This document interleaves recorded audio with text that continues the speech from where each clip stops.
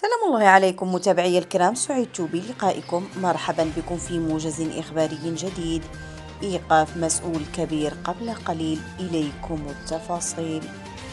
أوقفت عناصر الفرقة الجهوية للشرطة القضائية بمراكش رئيس جماعة تابعة لدائرة مجاط بإقليم شيشاوا يشتبه في تورطه في تلقي رشوة قيمتها 30,000 درهما. وأوضحت مصادر أن هذا المسؤول جرى توقيفه بمقهى المجال الترابي للجماعة الترابية القروية سلطانت بعملة مراكش بعدما اتصل مقاول بالرقم الأخضر، ما جعل الوكيل العام للملك لدى محكمة الاستئناف الذي أصدر تعليماته للفرقة الجهوية للشرطة القضائية للتدخل وتوقيف المشتكى به.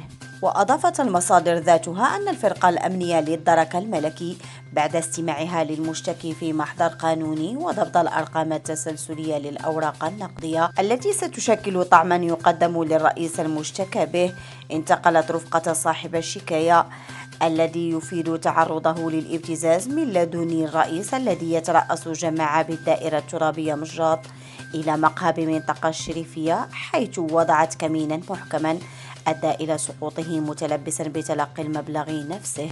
وبأمر من النيابة العامة المختصة جرى وضع المشتبه به تحت تدابير الحراسة النظرية من أجل البحث التمهيدي، وتم الاستماع إليه في محضر قانوني.